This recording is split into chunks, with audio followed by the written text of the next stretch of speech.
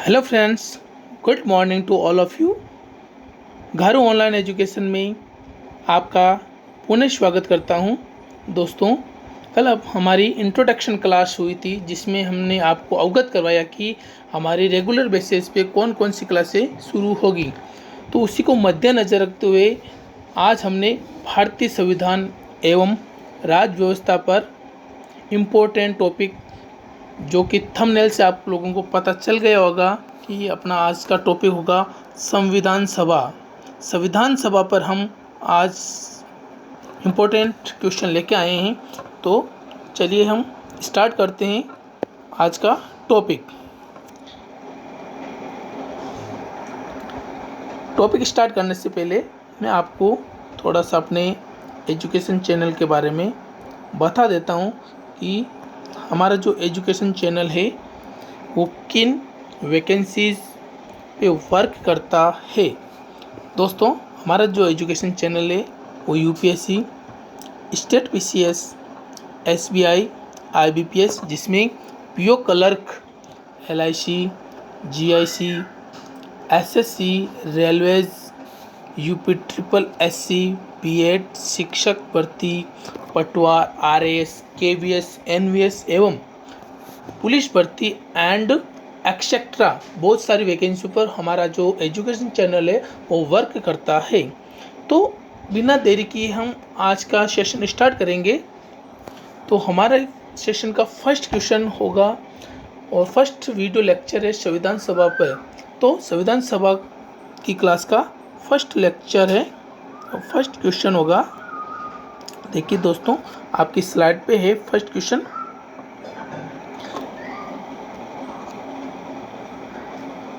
संविधान सभा की प्रथम बैठक कब हुई थी? दोस्तों, क्वेश्चन सबसे पहले मैं आपको बता देता हूँ, क्वेश्चन को बिल्कुल बारीकी से पढ़िए, जल्दबाजी मत कीजिए। क्वेश्चन क्या कह रहा है एक बार नहीं 2 बार पढ़िए। तो अपना पहला क्वेश्चन है, संविधान सभा की प्रथम बैठक कब हुई? तो इसका राइट आंसर है 9 दिसंबर 1946। दोस्तों, मैं आपको थोड़ा सा डीप लेके जा रहा हूँ कि जो अपनी फर्स्ट बैठक हुई थी वो हुई थी 9 दिसंबर 1946। ठीक है, एंड ये फर्स्ट बैठक, कौन सी बैठक है? फर्स्ट बैठक। सेकंड बैठक हुई थी दोस्तों 11 दिसंबर 1946। तो ये चीज़ें दोनों ध्यान रखिएगा आप। फर्स्ट बैठक हुई थी 9 दिसंबर 1946। 2 दिन बाद, जस्ट 2 दिन बाद ही सेकंड बैठक हुई थी 11 दिसंबर 1946। दोस्तों, सेकंड क्वेश्चन देखिए।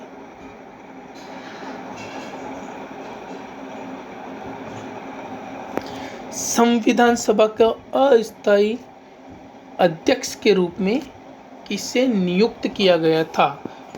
देखिए, किस के बारे में बताया गया, अस्थायी अध्यक्ष के रूप में।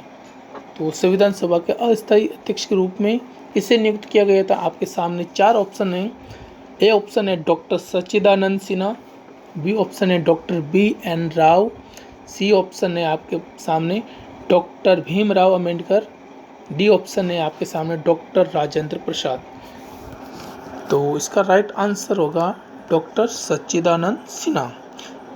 ध्यान रखिए, ये क्या थे? अस्थायी अध्यक्ष। देन आफ्टर दैट इसके बाद में स्थायी अध्यक्ष बना दिया गया था, लेकिन आपको ध्यान रखना है कि अस्थायी अध्यक्ष कौन थे?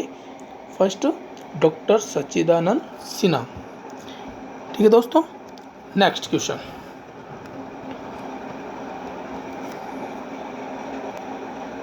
नेक्स्ट क्वेश्चन आपकी स्लाइड पे ये रहा। प्रारूप समिति के अध्यक्ष कौन थे? Who is the chairman of drafting committee?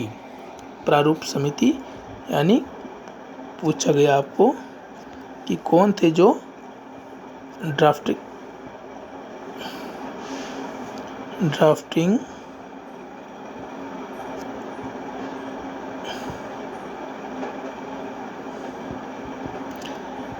Drafting committee के अध्यक्ष कौन थे? Doctor Bhimrao Ambedkar. Next question है दोस्तों,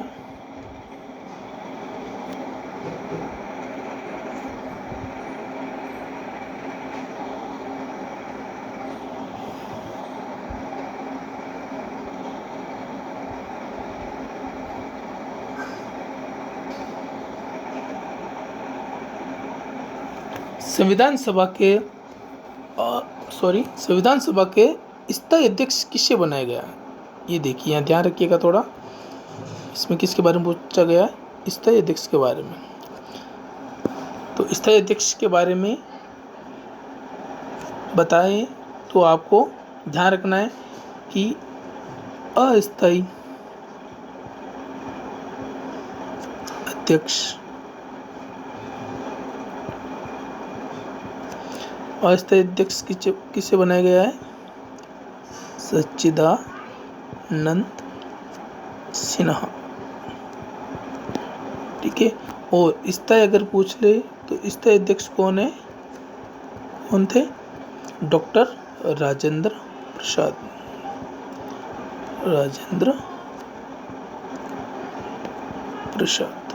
ठीक है दोस्तों, अस्थायी अध्यक्ष सच्चिदानंद सिन्हा, स्थायी अध्यक्ष डॉक्टर राजेंद्र प्रसाद। ठीक है दोस्तों, नेक्स्ट क्वेश्चन देखिए, क्वेश्चन नंबर 5 आपके सामने ये रहा। भारत कब गणतंत्र बना? आपके सामने 4 ऑप्शन है: 15 अगस्त 1947, 26 जनवरी 1950, 26 नवंबर 1949 एंड डी 2 अक्टूबर 1952। तो गणतंत्र कब बना? तो सबसे पहले तो हमें पता होना चाहिए कि गणतंत्र का अर्थ क्या होता है। गणतंत्र का अर्थ क्या होता है? गणतंत्र means head of the state, यानी भारत का जो मुखिया होता है वो भारत की जनता के समर्थन द्वारा ही बनता है। तो ध्यान रखिएगा, भारत कब गणतंत्र बना? 26 जनवरी 1950। ठीक है। नेक्स्ट क्वेश्चन देखिए,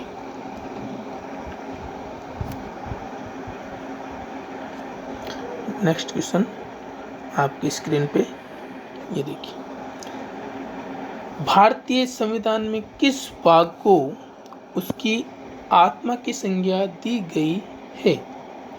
क्वेश्चन एक बार और रिपीट कर देता हूँ मैं। भारतीय संविधान में किस भाग को उसकी आत्मा की संज्ञा दी गई है? आत्मा की संज्ञा पूछा है यहाँ पे। किस भाग को भारतीय संविधान की आत्मा की संज्ञा दी गई है? तो दोस्तों इसके बारे में बता देता हूँ कि संवैधानिक उपचारों का अधिकार, संवैधानिक उपचारों का अधिकार, इसे भारतीय संविधान में उसकी आत्मा की संज्ञा दी गई है। इसमें थोड़ा सा हम डीपली पढ़ेंगे कि अनुच्छेद 32 को संविधान की आत्मा कहा है। किसको कहा है? अनुच्छेद 32 को। अनुच्छेद 32 किससे रिलेट है? ये है अपने रिलेट संवैधानिक उपचारों का अधिकार से रिलेटेड है। ठीक है दोस्तों, तो इतना सा आप ध्यान रखिए कि भारतीय संविधान में किस भाग को उसकी आत्मा कहा है, तो वो है संवैधानिक उपचारों का अधिकार। नेक्स्ट क्वेश्चन देखो दोस्तों, नेक्स्ट क्वेश्चन आपकी स्लाइड पे। संविधान सभा ने राष्ट्रगान को कब स्वीकार किया? Very important question. संविधान सभा ने राष्ट्रगान को कब स्वीकार किया? इससे खूब सारे क्वेश्चन बनेंगे वो जो मैं आपको बता दूंगा। ठीक है, तो इसका राइट आंसर होगा 24 जनवरी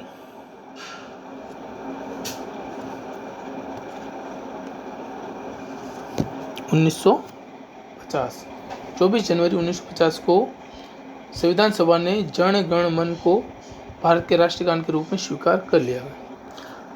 इससे थोड़ा सा गहराई से पढ़ते हैं इस क्वेश्चन को कि हालांकि इसे साल 1905 में बंगाली में लिखा गया। इसमें लिखा गया, बंगाली में लिखा गया। गुरुदेव रविंद्रनाथ टैगोर ने राष्ट्रगान जन गण मन की रचना की थी। ये आप सबको पता है किसने की थी राष्ट्रगान की रचना? गुरुदेव रविंद्रनाथ टैगोर की रचना की थी। पहले इसे एक बंगाली कविता के रूप में लिखा गया था। किस में लिखा गया था? बंगाली कविता के रूप में। आफ्टर दैट कलकत्ता अधिवेशन हुआ था 27 जनवरी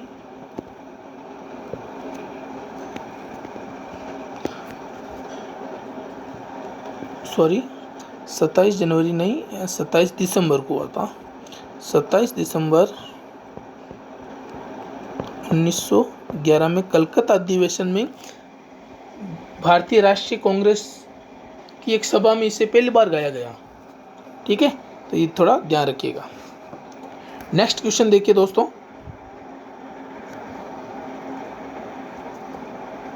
आपकी स्लाइड पे।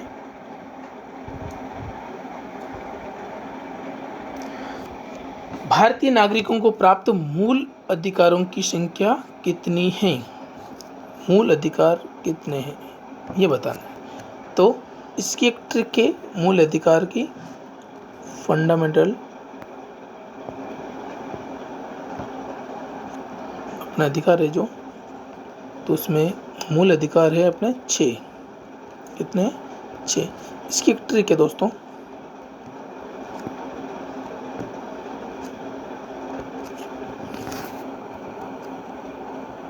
इस समस्त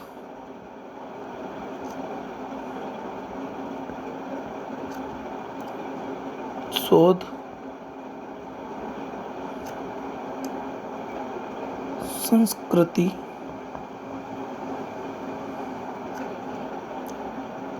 के उपचार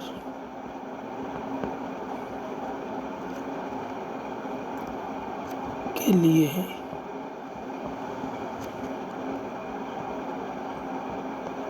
समस्त शोध संस्कृति के उपचार के लिए हैं। एक लाइन याद रखनी है दोस्तों आपको। तो इसमें सम का मतलब है समानता का अधिकार, समानता या समता का अधिकार बोल सकते हैं। इसका अर्थ हो गया शोषण के विरुद्ध अधिकार। शो का मतलब हो गया शोषण के विरुद्ध अधिकार। धी का मतलब धार्मिक स्वतंत्रता का अधिकार। संस्कृति एवं शिक्षा का अधिकार। और उपचार का हो गया संवैधानिक उपचारों का अधिकार। ठीक है दोस्तों, तो अपने कौन कौन से हो गए?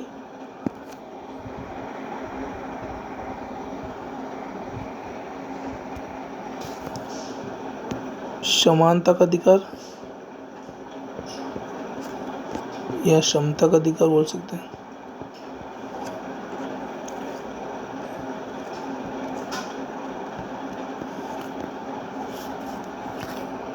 स्वतंत्रता का अधिकार, शोषण के विरुद्ध अधिकार,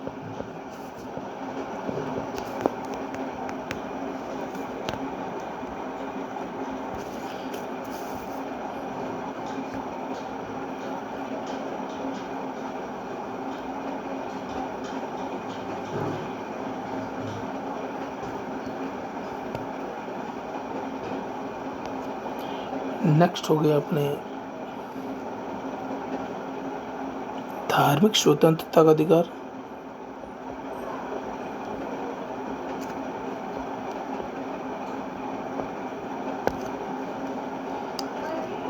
इसके बाद में संस्कृति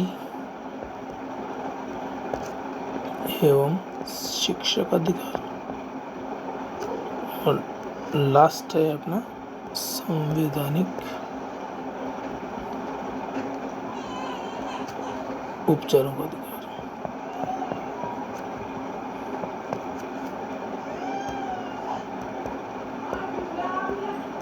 इसको संविधान की आत्मा भी कहते हैं। ठीक है, ये ध्यान रखिएगा। तो दोस्तों, ये 6 अपने जो है वो मूल अधिकार हैं। अब देखिए, नेक्स्ट क्वेश्चन है अपना,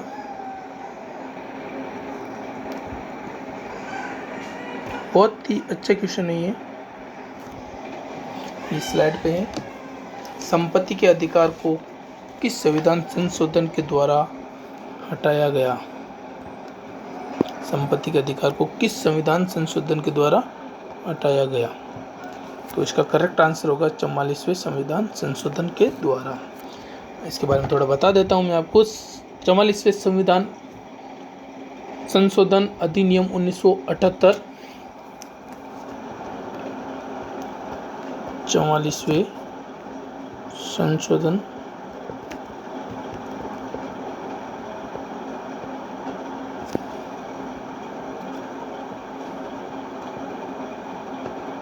अधिनियम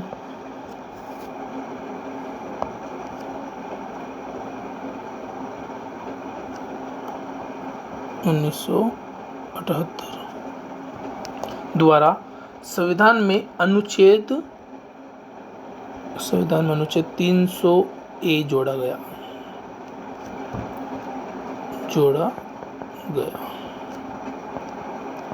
ठीक है, तो कहने का तात्पर्य ये है कि संपत्ति के अधिकार को संविधान के किस संशोधन द्वारा हटाया गया? तो वो तो हो जाएगा अपने 44वें संविधान संशोधन द्वारा इसको हटा दिया गया।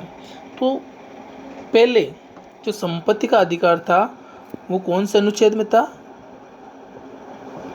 पूर्व में ये किस में था? ये था अनुच्छेद 31 में। यहाँ से हटाकर इसको अनुच्छेद 300A में जोड़ दिया गया। ओके दोस्तों, तो संपत्ति के अधिकार को संविधान के 44वें संशोधन द्वारा हटा दिया गया। पूर्व में अनुच्छेद 31 में था, जो अब अनुच्छेद 300A में जोड़ा गया है। ओके फ्रेंड्स, नेक्स्ट क्वेश्चन देखिए।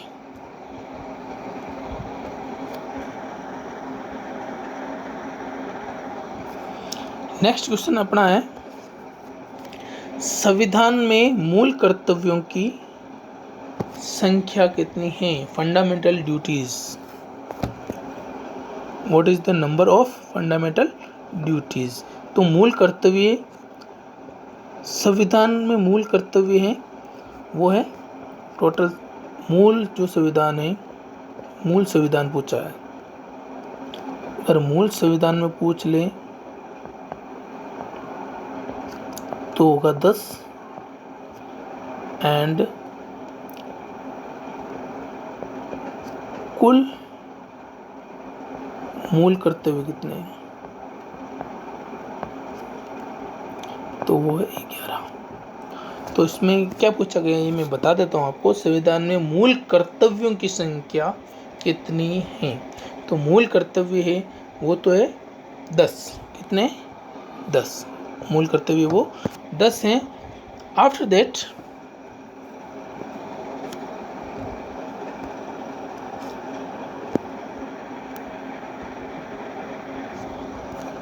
मूल कर्तव्यों की संख्या कितनी है?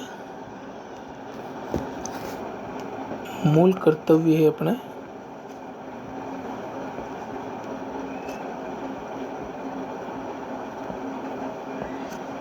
10।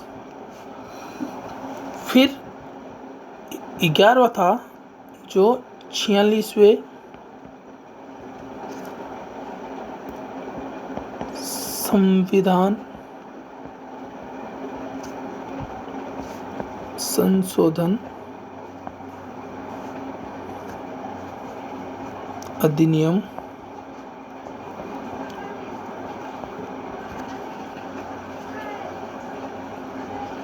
2002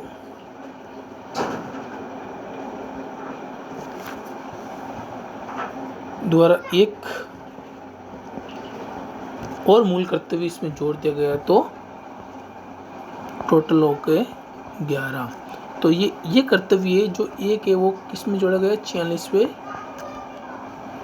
संविधान संशोधन में। ठीक है, ये ध्यान रखिए। और पूछ लें कि 11वां जो संविधान संशोधन था, 11वां जो मूल कर्तव्य था जो वो कौन सा था, वो था जैसे 14 वर्ष की उम्र के बच्चों को माता पिता द्वारा, किसके द्वारा, माता पिता द्वारा शिक्षा का अवसर प्रदान करना, शिक्षा का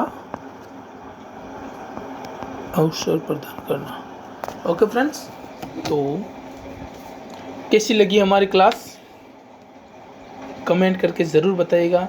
चैनल को सब्सक्राइब कीजिए, शेयर कीजिए और वीडियो को लाइक ज़रूर कीजिए। इसी आशा के साथ हम मिलते हैं नेक्स्ट क्लास में। तब तक के लिए take care all of you. अपना ख्याल रखिए, घर में रहिए, सुरक्षित रहिए। इस पैंडेमिक के दौर में अपने परिवार वालों का ध्यान रखिए, अच्छी पढ़ाई कीजिए, व्यस्त रहो, मस्त रहो। इसी के साथ मैं वीडियो को क्लोज करता हूँ। Thank you so much, take care.